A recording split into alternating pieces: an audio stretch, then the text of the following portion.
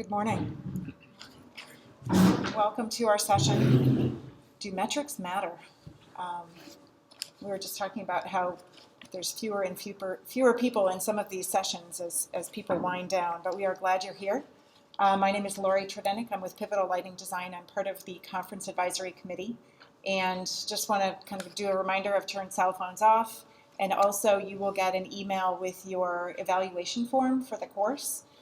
For you to get your credit, CEU credit for the course, you do need to make sure that you turn that back in. And we also would love to hear from you if you've got any comments about the class. We use that feedback for planning for next year, so please be sure to turn those evaluations in. To introduce our speakers today, Malcolm Ennis has extensive experience of architectural lighting design and light art from over 20 years working on international projects. Having worked for Kevin Shaw Lighting Design and then Spears & Major before setting up his own practice, Malcolm's portfolio includes 2 IALD Radiance Awards and 9 IIDA Awards.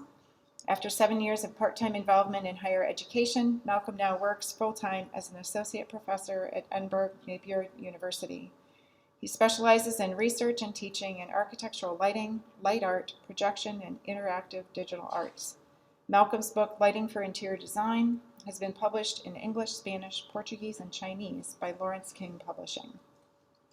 Scott Rosenfeld is the lighting designer at the Smithsonian American Art Museum and Renwick Gallery. For over 20 years, Scott has worked on lighting art collections so they can better be seen, experienced, and preserved. The advent of energy-efficient LED lighting led him to research new possibilities for manipulating the spectrum of light to enhance vision and slow the degradation of light-sensitive materials. He's collaborated with the U.S. Department of Energy to field test LED products in museum applications, with the National Institute of Standards and Technology to access the color rendering attributes of light, and with the Getty Conservation Institute to better quantify how light damages art collections.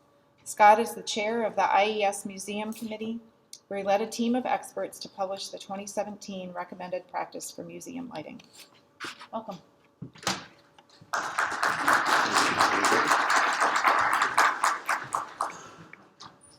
Hello. Let's bounce through a few slides. Hey, do metrics matter? I'm really asking. That's just not the title of the presentation. So I work here. This is the Smithsonian American Art Museum. It's actually also the Portrait Gallery. There's 2 museums that share one building. I'm the lighting designer at American Art. Portrait Gallery has their own fabulous lighting designer in Alex Cooper. And everything you see from the outside of this building to whatever is inside this building is inextricably, how you see is inextricably linked to metrics. And this is odd because I'm deeply suspicious of metrics. Started the first part of my career, I didn't understand them. And the deeper that I got into them and the more time I spent with smart people like Naomi Miller, I started to realize the really thin thread there is between what the utility of those metrics are and how based they are in reality. And as I was looking at this slide this morning, I realized that this slide, I'm going to show you hopefully hundreds of pictures today. This slide shows some of the problems with metrics more than any other. And I'm going to name the problem right off. The problem's with the Lumen. And Lumen is largely a quantification of green energy. And could that possibly explain why my building is green? Welcome inside. So despite the metrics, we try to do a really good job. The metrics are fantastic if what you're trying to do is specify a unit. You know that this unit is going to be the same as that. And I'm so grateful for good metrics that allow me to know what I'm going to buy. And that's the best utility of these metrics. But if my question is, how does my room look? And what the artist might be going for, results may vary. So let's take a look in this room over here. And what you're going to see are artworks by Anne Truitt, fabulous color field artist. and Gene Davis. With Gene Davis, the metric he was interested in was pain. He actually said, I want to paint paintings so they are so colorful they almost hurt. What's the metric for that? And do our existing metrics answer the questions we're trying to ask? 19th century art. I've heard that an exhibit designer, one of my favorite exhibit designers, said he paints, what an exhibit designer does is he paints a building with paintings. My training was in the theater, and some of the best lighting designers I know are theatrical lighting designers. These are true masters of their craft. Most of them know practically nothing about metrics. And I wonder, they don't let all these ideas about what light is supposed to be get in their way about what light actually is. I've had a different experience, thanks to PNNL, and in addition to the Getty, and thanks to Stephen Weintraub, who's in the audience, who incredibly patiently taught me how to light artworks to reduce the risk of damage. And I'll be forever grateful to Steve for his patience doing that. Because my job is at the Smithsonian that I want to present these objects in all of their beauty so you can come and see the real thing and as accurately, whatever that means, as possible while reducing damage. And sometimes I go shopping. I went to a mall and I was like thinking about all these questions and thinking about this talk, and I realized that it's all built in to these stores. And these stores are incredible branding opportunities. That's from store to store, they're branding with light, warm, cool. And how are these metrics defining how we're seeing these objects? Is it intensity? Is it a color rendering? What's going on here? And you can actually see the illumination itself becomes part of the brand. So Malcolm and I are designers, and this is this is a designer's view of kind of our relationships with metrics, both the metrics that we love and our issues with them, where we find that they become more of a box and more of a prison of, rather than liberating us to do what we need to do as lighting designers. And with that. Thank you, Scott. So he gets pretty pictures, I get the information theory. So when we were thinking about this, we're trying to find ways for ourselves as designers to understand what it is that we're dealing with, what are metrics and what are they based on, and what do we use them for. And one of the things that came across that actually helped me understand, and I use this with students sometimes, is a way of understanding information. And in the late 1980s, organizational theorist Russell Ackoff popularized something that had been around for some time in organizational theory, and it was about knowledge management. And it's a way of describing how data turns into wisdom. So he had this model that starts with data at the bottom. Hopefully you can all see the text on there. And data is representing raw facts. There's no inherent meaning in data. You need to do something to data to create something useful. And the next level in the Ackoff model is information. And information is taking data and it's processing it into something that is useful for us. Some meaning has been added in the information layer. Beyond that, we get knowledge. And knowledge is about understanding the significance of the information that we've now got. And we can transform that information into useful instructions. And the top layer in the Ackoff model is wisdom. And wisdom is adding value to the knowledge because we're applying judgment. So we take this model and try to understand in lighting terms what this might mean for us.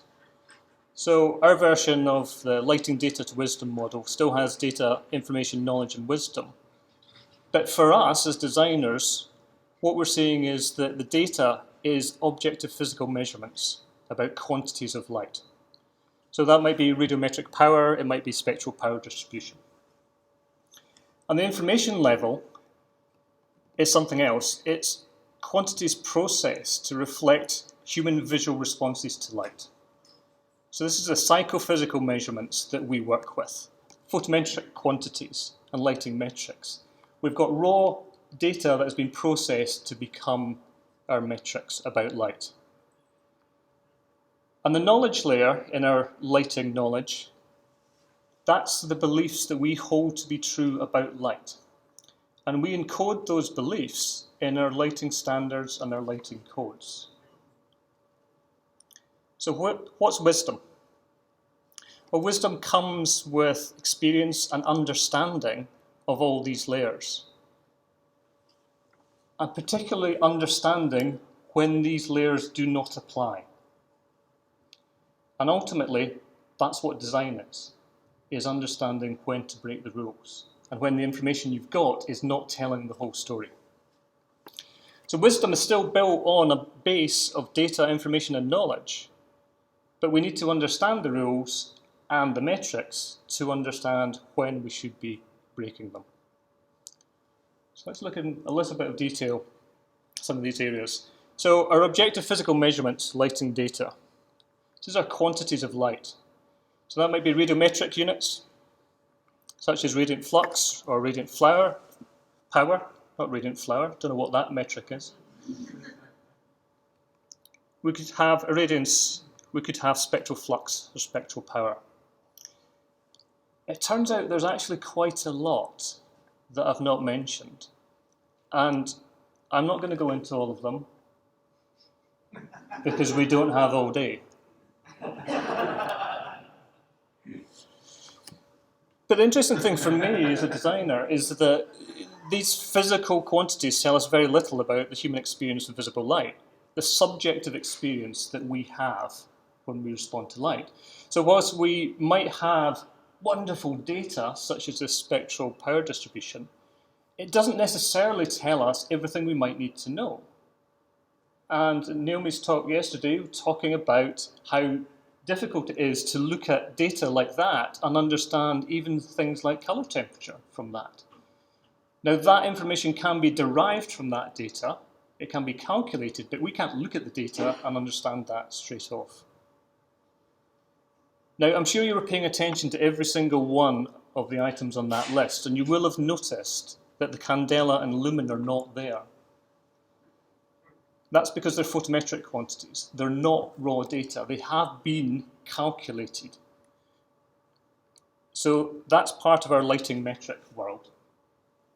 A V lambda, the CIE photopic luminous intensity function, represents the average spectral sensitivity of a human visual system in daylight or good lighting conditions. We understand that.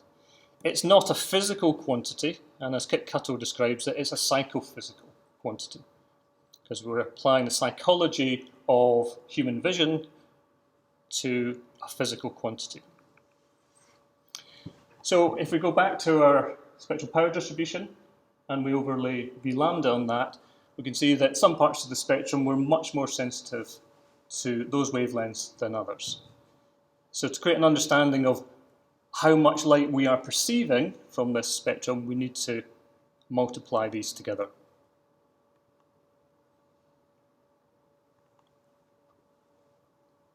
So we have some psychophysical quantities, and they're derived directly from the data. We have the lumen and the candela. We have other lighting metrics as well. This is not comprehensive. It might be luminance, daylight factor, excitance, flicker, glare. There are lots and lots of them. There's also quite a lot of colorimetric information that's derived directly from things like spectral power distribution. So colour temperature, colour rendering, chromaticity, colour gamut, colour difference, macadam ellipses, all of these things is information. It's not raw data. So V lambda is a major part of what we work with in terms of technical information about light. And someone much smarter than Scott and I said that all practical measurements of light are based on V lambda. But what that means is that reliance on V lambda for these commercial and regulatory functions is a problem. It's great when you've got a scientist, someone technical saying things that you sort of understand and feel inherently as a designer. And part of the problem here, the reason that this is a problem, is the way that the luminosity function was originally measured. And they used flicker photometry. And that requires flashing lights. It was the easiest way to measure, and it gave them good, reliable results. However, if it's not already obvious, lighting standards based on V lambda, which are in fact all of them, do not capture the visual perception of non-flickering lighted environments, which are in fact all of them. So we start to understand where some of the limitations might lie, that we don't have a lot of other metrics that we can use to understand the quantities of light that we're working with. Beyond V lambda, what are we supposed to use? Well, if we've got very low light levels, there is another luminosity function. We've got the scotopic luminosity function. Fantastic. But the reality is that we have to have really, really low levels of light. I think we're below moonlight. Is that correct? You know, sort of starlight, sort of that sort of level, before we're truly in that. And what we've got in between is mesopic, which is somewhere in between, but it's not defined because it could be anywhere in between there. So we don't actually have a mesopic standard that we can work with. And the reality of a lot of work that particularly Scott does in museum environments is that we are quite often in that kind of vision. We not necessarily in a photopic environment.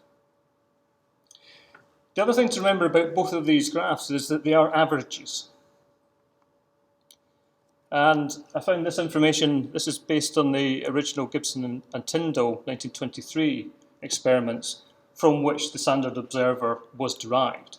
And it shows the bounds of the data that they got from 52 individuals. So the grey area, all the results were in that grey area. So what we see as V lambda is an average, not any single individual. Which leads to the question, how average do you feel? Scott, do you feel average? Some days. Now, if we look at a particular example of that in terms of colour discrimination, so here's something that looks like a macadam ellipse to me, just noticeable difference. So we're mapping how far in any direction from a starting hue you need to go before someone notices that it's a different one. And we've seen lots of charts with macadam ellipses. We won't get into why they're ellipses. That's another matrix problem. But this is an average. And this experiment was working with 12 observers. So I wonder what the 12 observers actually, what was their individual ellipse? Were they all average? Well, no. Turns out there's quite a lot of variation just in 12 people. My particular favourite, that last one, where the variation is going at a completely different angle from everyone else. And the other thing you'll notice is that no single person in that group of 12 was average. So when you think you're not average, you're better than average, you're right, you're not average. If you're this group of 12, you're not represented by that average function. And that's important when we start to understand our end users, because all of the functions we're using for measuring stuff is about averages.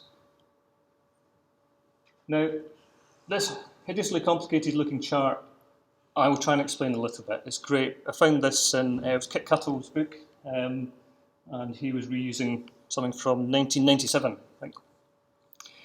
And basically what this is showing us is people doing a Farnsworth-Munsell 100 hue discrimination test. It tells us something very basic, that illuminance along the bottom, the higher the illuminance, the lower the error score that we have. So if you've got a high error score here, it means that you're mismatching individual hues. You can't actually see colour as well as you would like. So we understand that. We need good light level to be able to discriminate colours. But the other thing this tells us, if we take one line vertically in the centre, let's say this is our 50 lux gallery environment, is that depending on the age of the viewer, you will get a very different quality of colour discrimination at 50 lux. Your 20-year-old viewer, very good colour discrimination. They can see tiny nuances of colours in the paintings.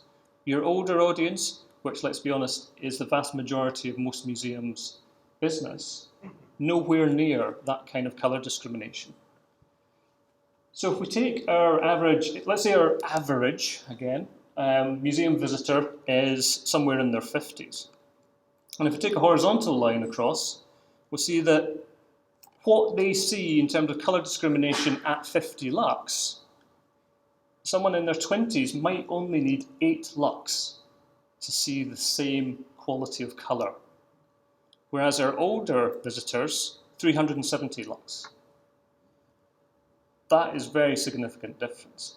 And if we don't understand who our end users are, then actually the information that we're using, the metrics that we're using to say 50 lux is enough, clearly not. And that's one of the problems that we have of using metrics singly. There are lots of metrics that sit by themselves, and it's never quite enough data for designers. Let's have a look at one as an example. Look at correlated colour temperature. So I have 2 light sources here illuminating this painting. And the top one's 3000 Kelvin, lower one 5300. And hopefully you can see some subtle differences in how that affects the painting, particularly in the skies and some of the background figures. So we understand that. We understand that colour temperature is affecting the way that we perceive this artwork. But these two are also 3000 Kelvin and 5300. And these two are 3000 Kelvin and 5300. Are they the same? No, but the colour temperature is the same. The colour temperature is the same, but the spectral power distribution is not, because what we've done is the centre set is an RGB mix to get 3000 Kelvin, and the right-hand section is an amber, cyan, and blue mix to get exactly the same colour temperature. And these are measured colour temperatures. This is not estimated. So colour temperature does not quantify colour accuracy. But it's okay, we've got metrics for that. We all love our metrics for colour accuracy, don't we? We love colour rendering metrics. They're the best thing ever. Well, obviously we've changed our mind and actually they're not the best thing ever, are they? No. So colour rendering index is very much out of favour. But we should remember that it was the industry standard for decades. We didn't have anything else. We had lots of people trying to make things better, but nothing ever became the standard. And that's important. So hopefully we all understand colour rendering index, and it scores colour fidelity of a white light source against a standard light source. So we've got 2 measurements here. So on our right hand side, we've got our CRI average, again, of 98. We won't go into the detail of how the average hides lots of nasty things. And our source on the left-hand side is 69. Now we're measuring against a standard light source. And for a warm white, our standard for CRI is going to be tungsten. For a cooler light source, it's going to be daylight. There are lots of other colours that were added to actually try and get capture some of the problems, particularly when white LEDs first started, and the red rendering was very poor because it just couldn't do red, so the R9 was added for that. And we can see on these two that there's a very big difference in the R9. So let's have a look at the spectral power distribution of these two, and we can see why they've got very different scores. You know, there's a huge, pretty much a hole in the left-hand one, and the blue-green part of the spectrum, there's plenty of red. Whereas the one on the right-hand side scoring 98, no, 98, that's pretty good. That's kind of a good daylight score, isn't it? That's a good source. And of course, that's because that is daylight. But so is the other one. So we've got a daylight a real daylight scoring 69. Now, I think I just said that daylight is a reference source. How can a reference score 69? I'm confused. And the reason for that is that our daylight is variable, so for the standard, we have fixed a daylight. And we fix that daylight by not actually having real daylight, because that's too complicated. We standardized on a fluorescent lamp originally. That sounds like a brilliant idea. So here we have two others. We have a spiky spectrum on the left-hand side and slightly spiky spectrum on the right-hand side, but in a different place. We've got 92, we've got 87. The one on the left-hand side is a colour matching booth. So this is a standard, high-quality fluorescent for doing critical colour matching work. So obviously it's going to score much better than daylight, which in theory is supposed to be our standard. How can the fluorescent lamp be better than what is supposed to be our reference source? Doesn't seem to make any sense. And that starts to get you asking things. So we understand stuff like that. It's taken a very long time to actually get beyond CRI. Our TM30, much, much better, but it's still a metric that's comparing with the same kind of standard sources and a mathematical daylight rather than a real daylight. So why do we compare things with a mathematical source rather than a real thing? What if I actually want to compare one real light source with another real light source? So CRI and TM30 don't actually work that way. Now my analogy to try and understand it is like this.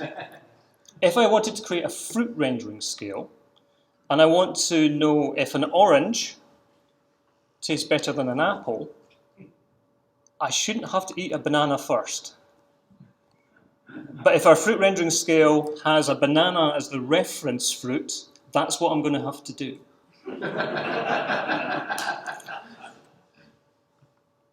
And worse than that, the banana is 100% banana, and our apple might be 18% banana, and our orange is 18% banana. It does not mean that they are the same thing. And that's our problem with these reference sources. So we've got to start asking, are these metrics actually measuring what people like? Well, it turns out I did a workshop at Light Fair a few years ago, and I think Naomi was actually at this one, and we were looking at side-by-side comparisons of different sources on some artworks. And just on the spur of the moment, I just said, let's turn them all on and actually look at them, because we don't do that very often in these situations. To actually see what we liked. And I didn't tell anyone what any of the sources were, and they looked at these four and went, oh, we really don't like number 2, that is horrible. Let's turn that one off. So we didn't like that, so we turned that off. And they looked at these 3 and they went, do you know what, number 1, we don't like that because it's adding a bit of a green cast to the paintings, and we don't like that. So that one was turned off, and to be honest, I can't remember whether 3 or 4 won. It was a bit of a split vote. And the thing is that the second one we turned off was an MR16. So it was a tungsten source, and that was our reference. These were all, we had 3000 Kelvin, 4000 Kelvin LED, but our MR16 there was our reference gallery source, and we didn't like it when we looked at it, when we didn't know what it was. But the problem is that when we're doing these rendering metrics, we're assuming that one is perfect. So when we're given a real choice, we may not select the sources that actually are deemed to be the best according to the metrics. So unfortunately, metrics for preference seem to be in very short supply. So lighting knowledge. So lighting codes, lighting standards, and lighting guidance. What is a lighting standard? We embody knowledge, lighting knowledge in our codes, standards, and guidance. And they are collecting and sharing best practice. We try and maintain good quality lighting to allow people to perform appropriate tasks, and that's an important feature of standards, so that we can share that information. And those standards are built around the application of metrics. Usually we're recommending photometric quantities or other qualities of light. But where do they come from? Where do these standards come from? Is a standard a way to codify what is actually required for optimal vision? Or is a standard a description of what other people normally do? Sometimes the latter is truer than the former. I know because I've been involved in writing standards, and the standard we wrote, it was a requirement of it that it had to cover all the other existing standards that might apply, which meant everything went up rather than actually understanding what people really needed. So who sets the standards? What evidence are they based on? Are they actually universal? And what happens if you don't follow the standard? Who is going to come round with a large hammer and hit you over the head because you didn't follow the standard? And how universal are standards? So there's an interesting study done by the International Energy Agency, 2010 now, so a lot of this is out of date. But just looking around the world at the different standards for office lighting, if 300 lux on the horizontal plane was fine in this country, why did Japanese workers need 1,000 lux on their keyboards? And the one I'm really interested in is Australia. It's really small writing there, but what they're saying is that the illuminance on vertical surface on their screens recommending 240 lux. Unless it's fine detail work, when they want 600 lux.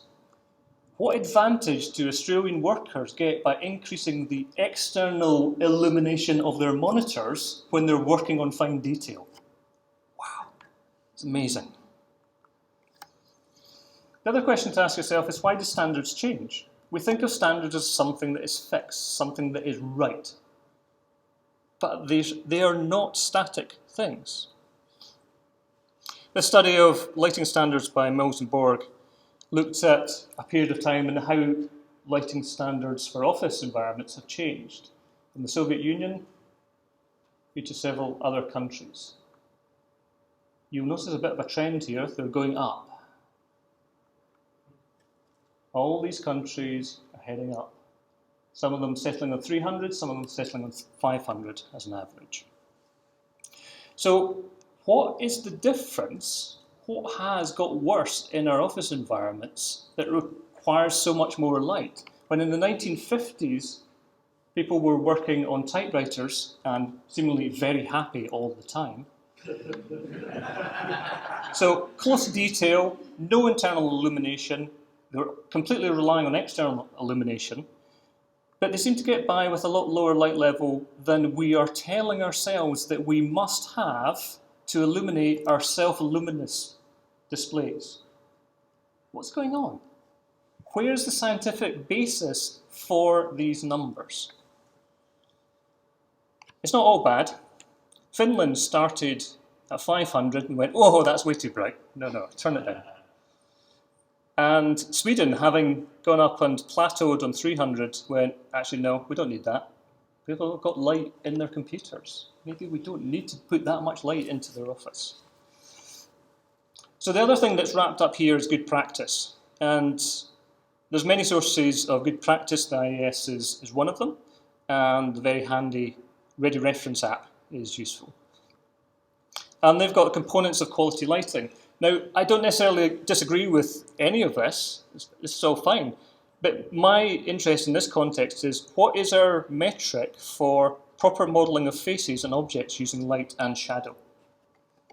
I don't know that metric. Does anyone tell me? No? And now that we're talking about it, what do we mean by properly? Is this properly? This is kind of the typical pattern of natural light on a face. This is what we're psychologically wired to see as normal. And we understand that if we start moving the light source, then we can get something that can perhaps become very unnatural. but that unnatural light might be perfect for the spooky effect that we're trying to create. So context is everything. The top-down bias of natural light is psychologically important, but do we have a metric for it? Again, I don't know what the metric for that might be. And if we've got no metric for something, how do we show compliance? This brings us to lighting wisdom. The wisdom in our model is the pinnacle of the process. It can't exist by itself. It's built on a foundation of data, information, and knowledge. It needs understanding of all that data, information, and knowledge. We need to understand how metrics work, what they measure, what their limitations are, and if they truly represent the human experience of light. Now, metrics can be used mechanistically without applying any judgment. But experience tells us to understand when that is a bad idea and when we need to look for other solutions. And with experience, we can start to understand when metrics and standards may not provide the visual effect that we expected. Wisdom is knowing when metrics break down and having the judgment to do something else. So how do lighting standards deal with a world where there's no standard buildings or locations? There is an inherent danger of oversimplification. And one example I just discovered the other day on the way here is about daylight metrics and standards. So in the latest Society of Light and Lighting journal or magazine, there's an article about the new European daylight standard. And it's the first pan-European standard on daylight in buildings. One of the main developments is that it gives daylight targets in terms of illuminance as well as daylight factor. It also provides mechanism for adjusting daylight factor targets to suit the geographical location of a building, therefore the daylight availability at a given site. That sounds like something to be celebrated. Yeah, fantastic. We're all very happy. But let's just drill down into that for a moment. Illuminance as well as daylight factor? So you're actually telling me that the previous standards didn't talk about illuminance? Is it not important? And are you also telling me that the previous standards didn't actually adjust for where you were in the world? And it's actually worse than that, because the daylight factor, the previous standards, didn't actually even care whether your room was facing north, south, east, or west. Now, I'm no whiz on daylight, but I'm pretty sure that's going to have a difference on the quantity and quality of daylight coming into your building. I'm also not great on the geography of your country, but I suspect that the quantity of available daylight in Alaska might be slightly different to Florida. I might want to adjust that metric. If you really want to see fantastic demolition of daylight metrics, John Marlevich of Loughborough University does fantastic talks on these. And the problem is that daylight is really complex. It's much more complex than any of these metrics suggest. And one sky can have a wide range of colours and intensities. And at the same moment in time, we can have completely different spectral power distribution facing different directions. And even internally within buildings, once we start putting apertures into those buildings, we start gathering daylight from different directions. So this one small gallery has a patch of direct sunlight. It has some north light coming through a side window. It also has some skylight. That's 3 surfaces and 3 daylights. Which one do you want? Which one are you calculating for? And it gets even more complex than that, because this image is in my home, where a single surface is gathering natural light from 2 different sources. So daylight interactions are complex and temporal. They're overly simplified models, and the metrics and standards may not help the design process because they don't capture all the variables that designers like us work with. And I'm going to hand back to Scott.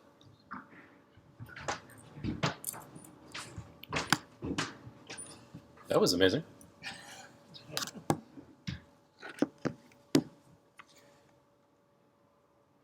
So do metrics matter? Yeah. I think do metrics explain how we see and the visual environment? If we depend on metrics to explain how we see, you may be disappointed, as Malcolm has so well illustrated. If you want to buy something and know what you get, metrics are so useful. And let me go here. I was listening to a podcast by Adam Savage, and he said something like that. The difference between a novice and a master, craftsman or craftsperson, is their ability to know the degree of tolerance for the work they're doing at the moment. I think of this as, how big a hammer do you want? How hard do you hit that hammer? Are you hitting into wood? Are you hitting into marble? What are we doing? And the ability to know your tolerances lets you know what you're doing. So someone let me chair a Illuminating Engineering Society committee. I'm the chair of the museum committee, and I'm responsible for this table. And let's specifically take a look at the bottom of the table, the illumination guidelines. I'm going to get rid of all that crap so you can actually see it. There is a table here that lets you know that a high sensitivity object is something like a paper object or a textile. Low light sensitivity is paintings. And things that aren't sensitive to light is anything you can put a blowtorch to. Ceramics, glass, rock, marble, sculpture, stuff like that. This is from Handbook 10. And those Handbook 10 editors had the wisdom to know that after you're 65, you're in the low vision category and you need more light. And possibly, if really everybody is really young, you need less light to have the same vision, and we can save some energy. The problem with it is nobody liked it. They thought that the decision of doubling and having these luminances was mercurial. So we're moving towards something closer to this. And we're still in discussion. This is what we're floating right now, which is basically just going with the average reference, and good luck to you.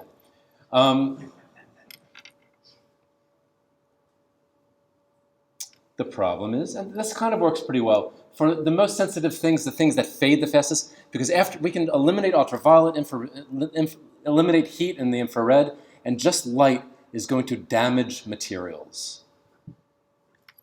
We use the smallest quantity of light for the materials that fade the fastest, and 50 lux is enough light, depending on the reflectance. If it's something dark, 50 lux may not be enough, especially if it's like wood or something.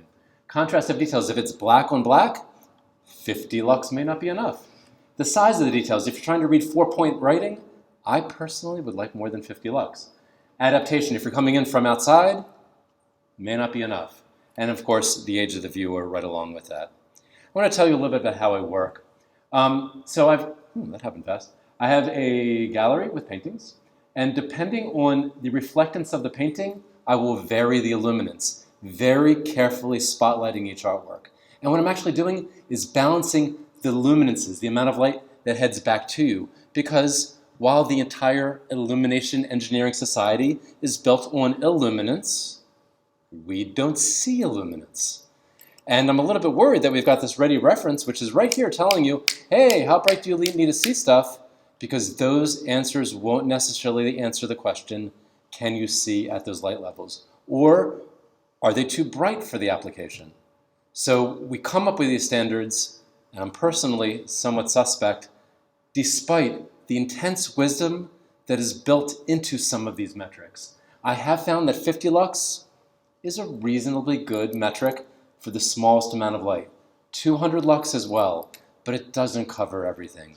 So here I'm balancing the luminances, so I've got a composed background.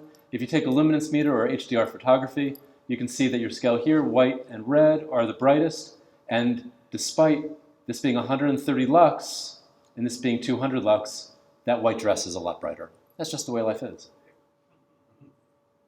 The idea is that within the metrics that I have available, I can't put more than 200 lux on it. I'm going to balance it from there.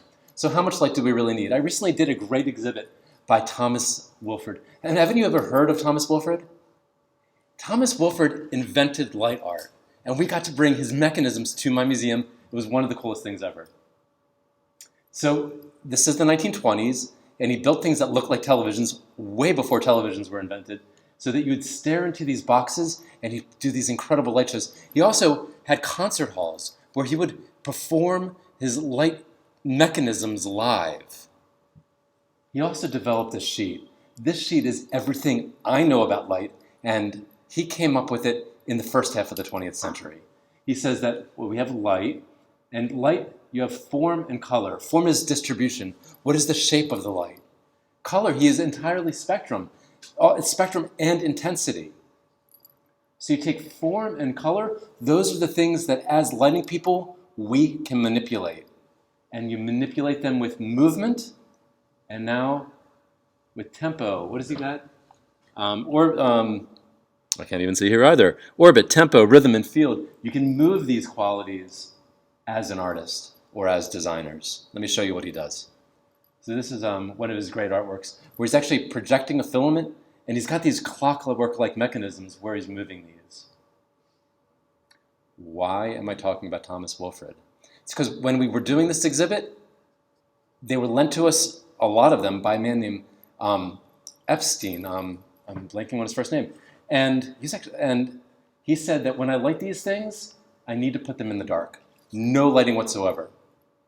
And the problem with that is people bump into things. You can't do it. And I thought I was going to have this super easy exhibit. All this stuff is self-illuminated. No problem. It turned out that I worked my butt off, spending hours and hours figuring out how to do it. The first thing I did is I start lighting the walls. So I don't want people to bump into these columns. And then I light the labels. The labels are the brightest thing in this environment. It's 30 lux. The walls are at about 5 lux.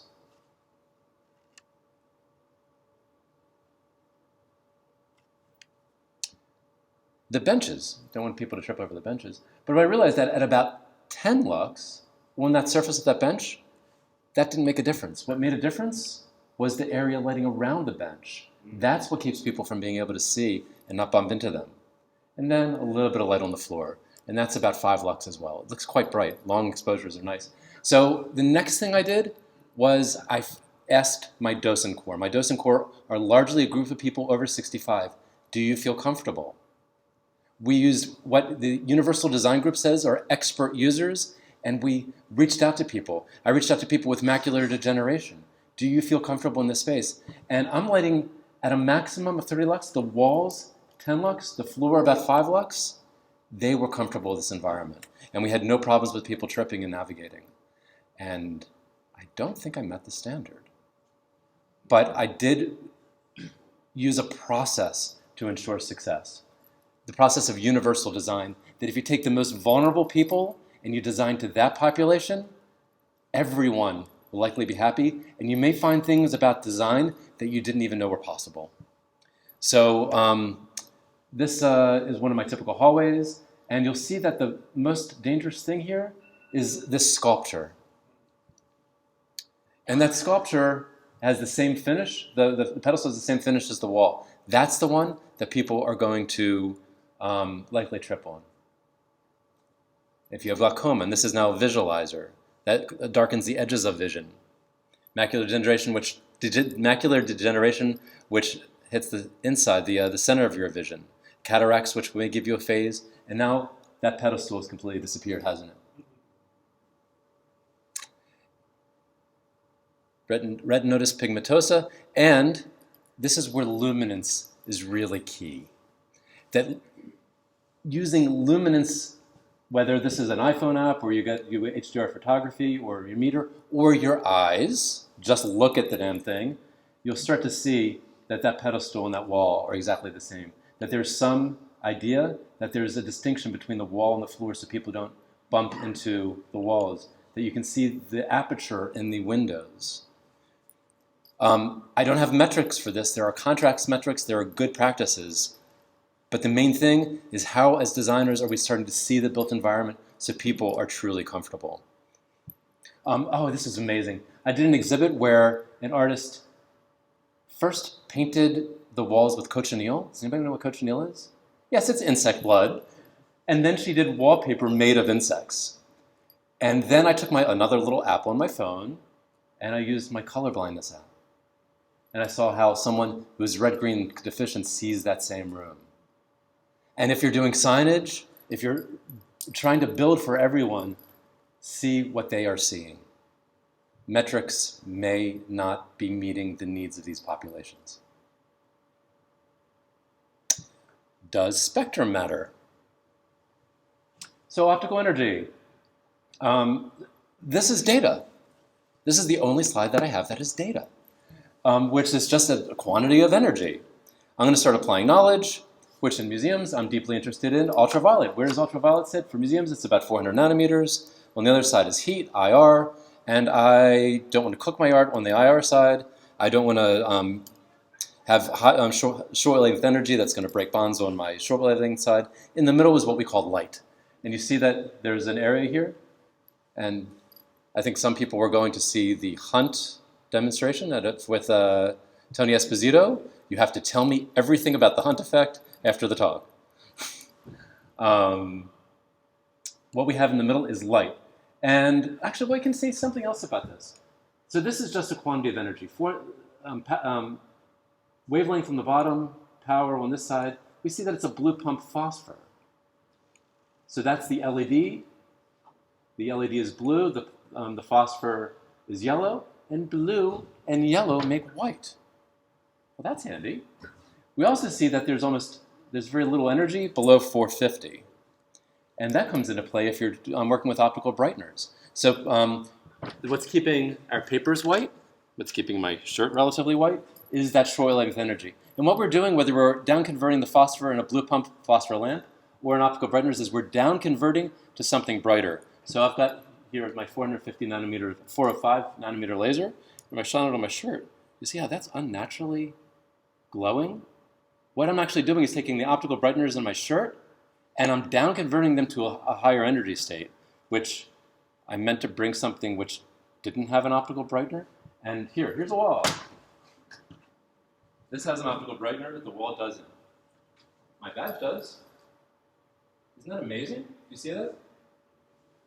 So we're down-converting these energies. That you can tell by looking at an SPD.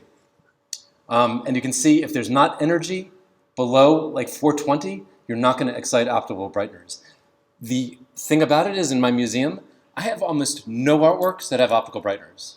I don't need that energy. That energy is just more damaging, so I actually have a tendency not to use violet pump LEDs, if I can get away with it, because they are just slightly more damaging.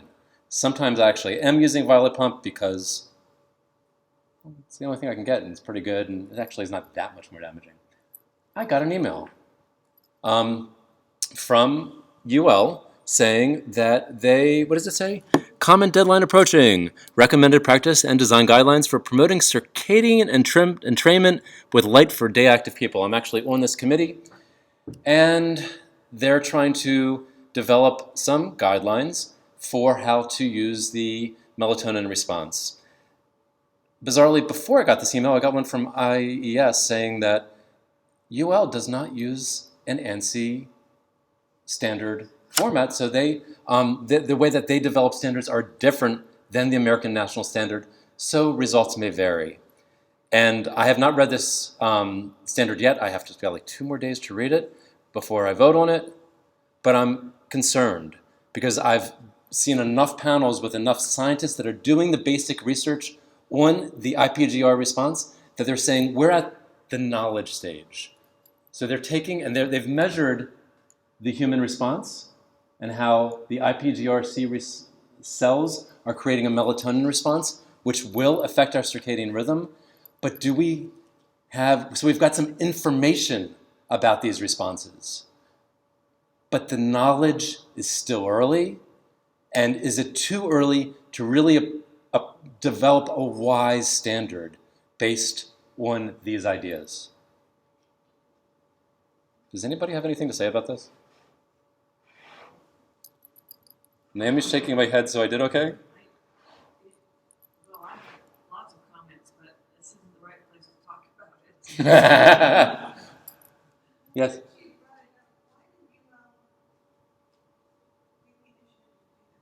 I don't know why they let me on the committee. I can't answer, we can answer that. And actually, I quit the committee, and I still got the email, so I'm voting on this thing. I realize I don't have quite the time. So for the rest of this, what I do is I make things look pretty, and that's really my expertise. So I'm going to spend the rest of my talk about how I make things look pretty. This I got from the lighting handbook. I'm going to highlight the important parts because the supplementary indexes, I can't, they really don't help that much. So it says, if I'm interested in assessing optical energy and making choices for specification, I'm going to choose a CCT, a CRI, and then mock-up. Then the lighting handbook, which is all those pages, gives you no information about how to conduct a mock-up. What I learned from my work with the Department of Energy is the two things I'm assessing are chromaticity. What is the color of light and what is the color rendition? I much prefer these words. CCT is a stand-in for chromaticity. Actually, I want to break these ideas apart. CCT is a small idea. The idea of what color of light, using the entire gamut of what color can be, is a bigger idea. Using the idea of CRI, I want to free the word color rendering from color rendering index. Color rendering is this great idea of how we see color. Color rendering index is one color fidelity metric. Problems or not, it's only looking at color fidelity. It only tells you, is there a difference between this and that? And the word color rendering and our ability as designers to use light to see color is much bigger than color rendering index. So let's take it back. I'll show you how I mock things up. Welcome to my shop. I have 2 targets sitting here. And each target, I'm going to assess 2 things, color rendering and using the target, and chromaticity on the white wall beyond.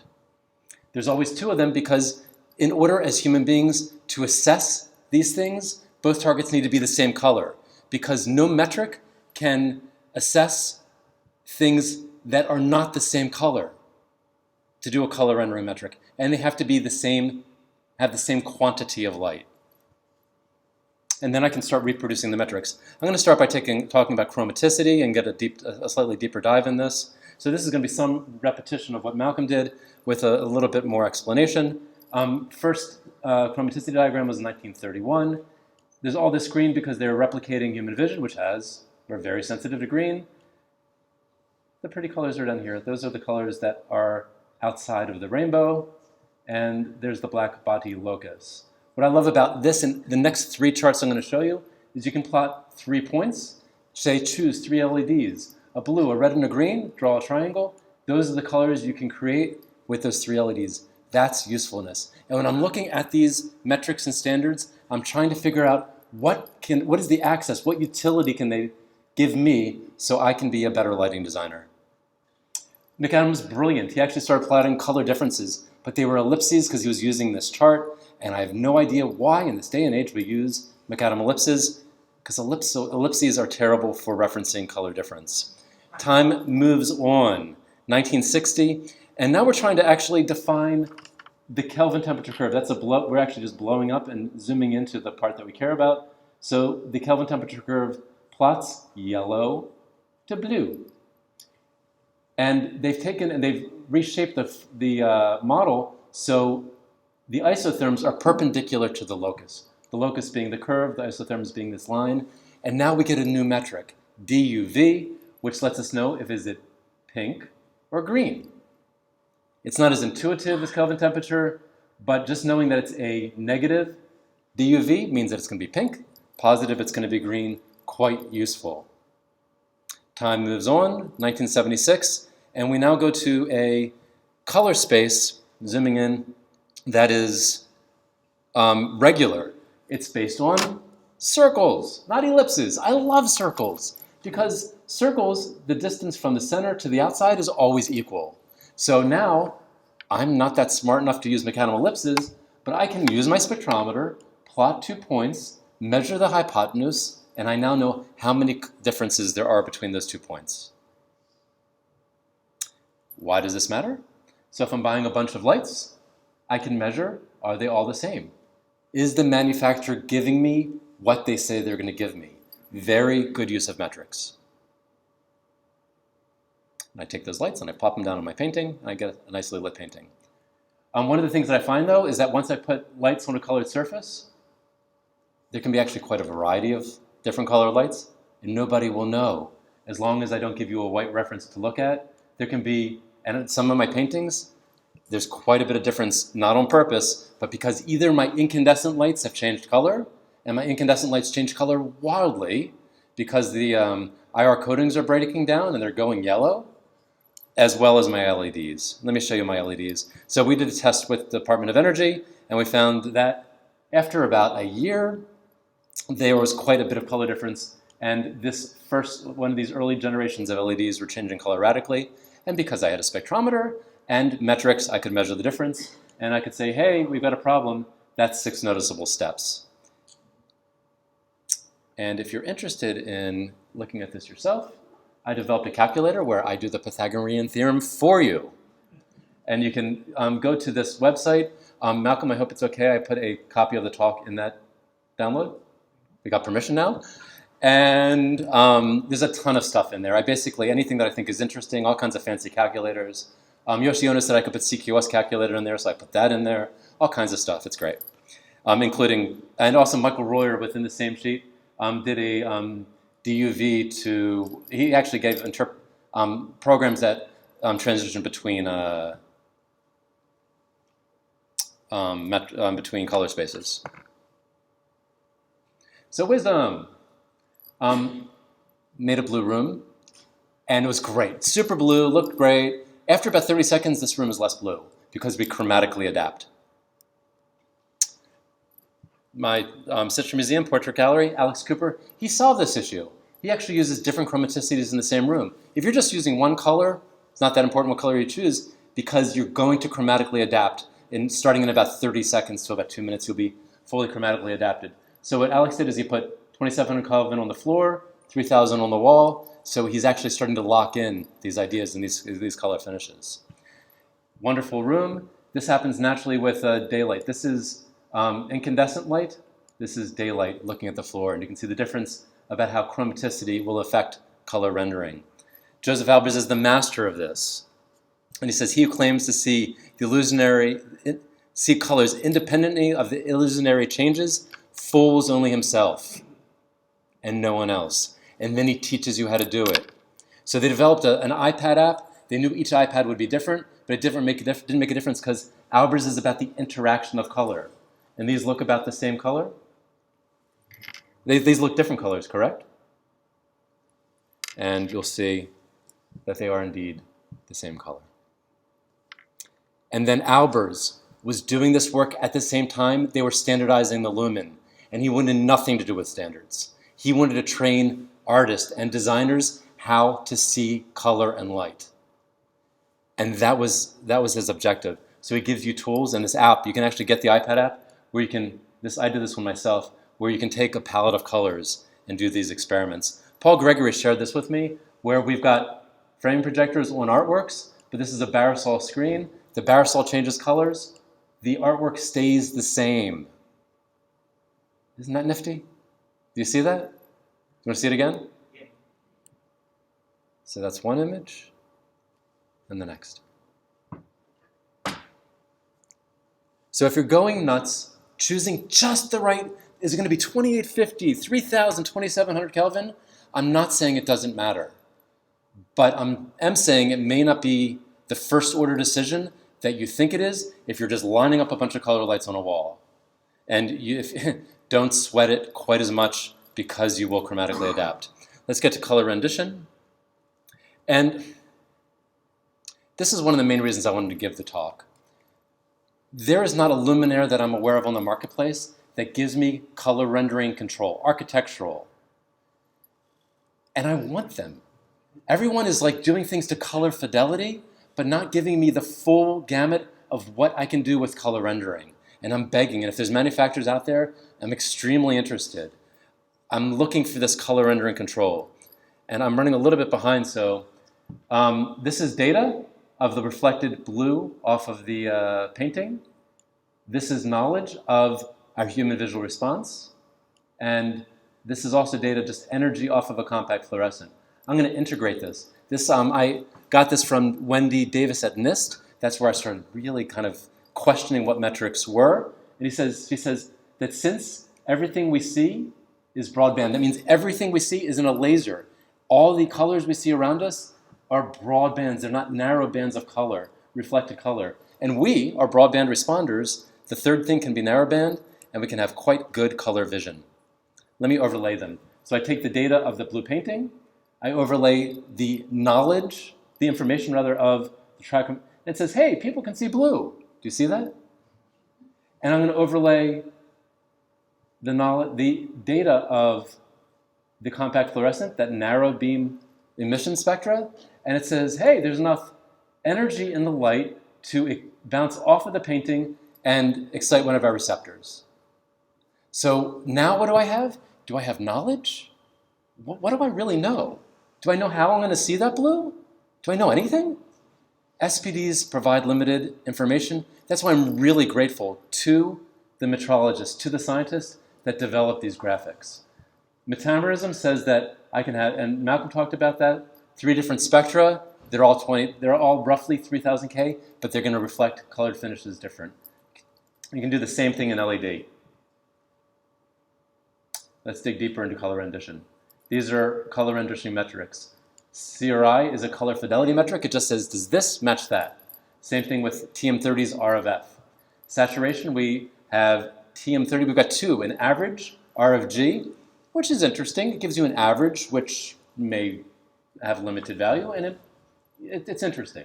And the color vector graphics, which I love, because those color vector graphics also give you information about not only do things become more saturated and less saturated, do they actually change color?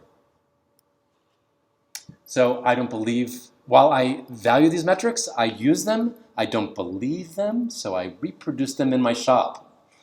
And that's what you're seeing here. 2 high fidelity sources. The color vector graphs, you see how the circles completely filled in, so they're very similar color rendering attributes, same color, very different spectra. Yet they're both good. They both should render at least 100 sources in TM30 reasonably similarly. Do you see the difference between these two? Can you tell which one's the high gamut? Is the one on the left or right? Hey! So I'm measuring my gamut with my little spectrometer, and you can see that it's stretching in red to green. That's very important. This is the color rendering control. I've got a light bulb that can do this, but I do not have an architectural fixture that's smaller. Oh, actually they're getting a little bit smaller, but something that actually fit in my track, fit in the downlight. That's an actual module. There's good entertainment fixtures that can do this really well. With color rendering control, we have a tendency to be able to stretch the light either green and red or yellow and blue, but not both. The only way to stretch them both is to make the light brighter. This is, you can see I'm plotting the color temperature, the points, and here's that color vector graphic, which shows that things are becoming colorful. If things are coming orthogonally out from the center, it's just a saturation shift. If the arrows are going off to the angle, that means there's a hue shift. And let me show you how I use this in the field. This is a painting by Marvin Bierbaum, painted for the Detroit Library, building a monument to the auto worker. And the first one was high fidelity, and this is high gamut. I'm going to zoom in and show you again. High fidelity, high gamut. And the high gamut is almost, you can almost start feeling the heat of the factory. I now have options to show my curators of things that we never even dreamed were possible. Except the luminaires aren't on the marketplace, so I can't do this. I'm driving something home if you can't tell. And that's the high fidelity metric. There's the high gamut. Was that clear? And as I suggested before, that each individual metric we can measure. We've gotten the good metrics for intensity, distribution. The angle of light is really not about the source. Movement, flicker, God, flicker is essential. I had to cut it out from the talk. Flicker is hurting people. Flicker is a problem with LEDs. The standards, I'm desperate for standards here. They're not well developed yet. And Google Naomi Miller. Department of Energy has fantastic information about flicker, and that's what I'm calling movement here. And yes, spectrum does matter. Yes, I do use the metrics, but it's the interrelationship that as you make things brighter, they'll become more colorful. As you spotlight things, they're going to become more colorful. Angular metamerism is real. Veiling reflections kill the color of something.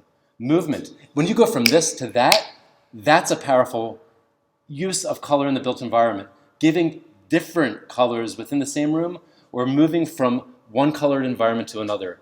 Those are powerful uses of movement to impact color. And yes, of course, spectrum is on the chart. And now I am just about out of time. So, okay, I get to keep on going. What do we get here? So I lit this. This is by Gabriel Dahl, and it's just beautiful. And first thing I did was we saw that we don't want to have lights shining through the artwork. We turned the lights off, and it was gorgeous. There was almost a sense of vertigo in this thing. But I had a problem of, well, it gets dark outside, so we couldn't do it this way. So working with the artist, this is what we did. And I'm the first lighting designer to work with Gabriel. And it was amazing. So I just, we ended up using projectors, which I could really hide the source, and we shuttered them off of everything except where it hits the artwork. I also found that I had a choice between high CRI and low CRI lighting fixtures. The high CRI lighting fixtures were dimmer. This is something that is not going to be on permanent view. We actually cut it down and put it in the trash when we were done.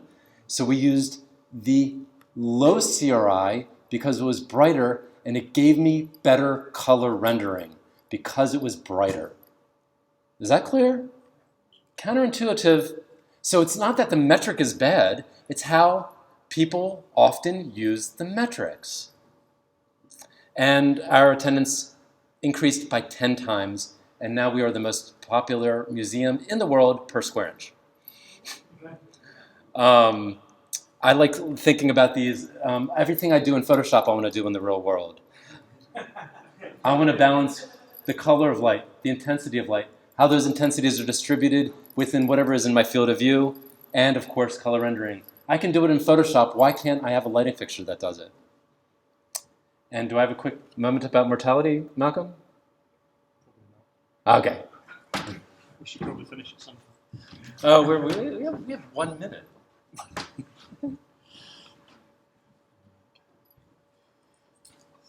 Thank you very much, Scott. That was fantastic as ever.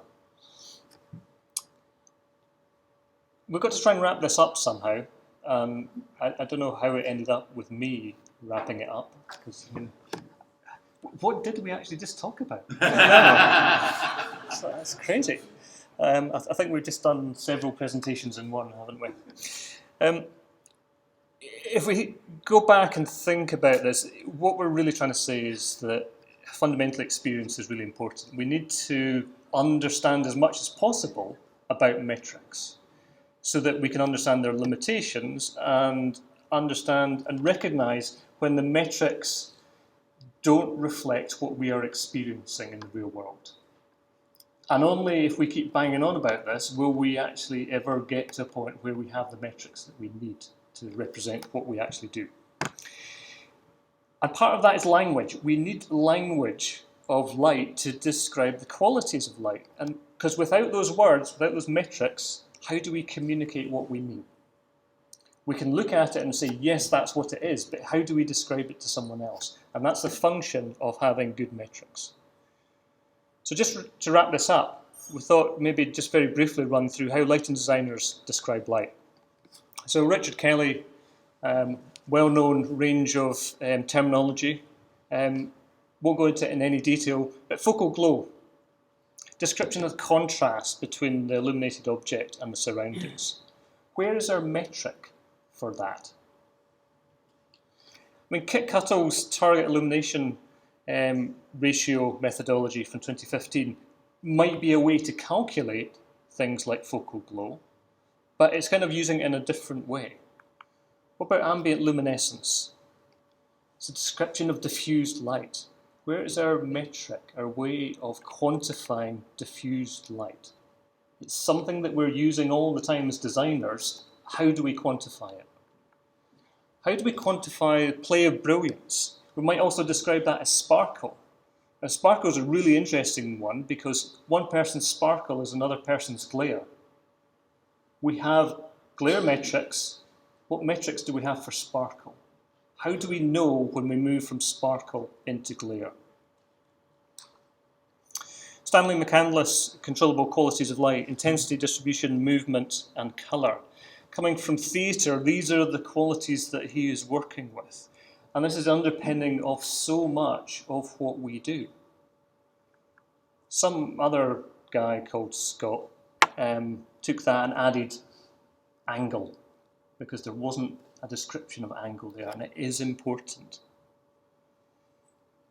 Now, we've all got our own inherent things, and I, as part of this, tried to work out what mine is, and I've still not completely resolved what my final list is.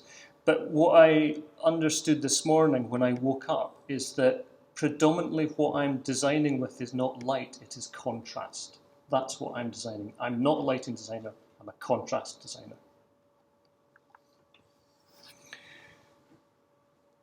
So just to finish this off, as Peter Boyce, someone much, much wiser than probably everyone in the room put together in terms of light, said, anyone with a computer and some software can create a lighting installation that meets the numerical criteria, but it requires someone with sensitivity to context knowledge of what is possible and an innovative mindset to produce lighting that has a wow factor, lighting that is a pleasure to see. So do we need data? Yes. Information, metrics? Yes. Knowledge and standards? Yes. Do we need better metrics and standards? Yes, definitely. Do we need more or different metrics? Again, yes. Do metrics make design? No. But metrics are the tools of our trade. They may enable design, but ultimately design is the application of wisdom. It requires an understanding of when lighting data, information, and knowledge are not enough for us. And if we look around and see what we do as an industry, we celebrate the rule breakers. We award those who do it differently. Lighting awards celebrate creativity, not conformity. So data, information, and knowledge are extant. They refer to the present or what has happened before. Wisdom is about using our experience of past to question everything and find better solutions. Wisdom is about imagining the future. Thank you very much.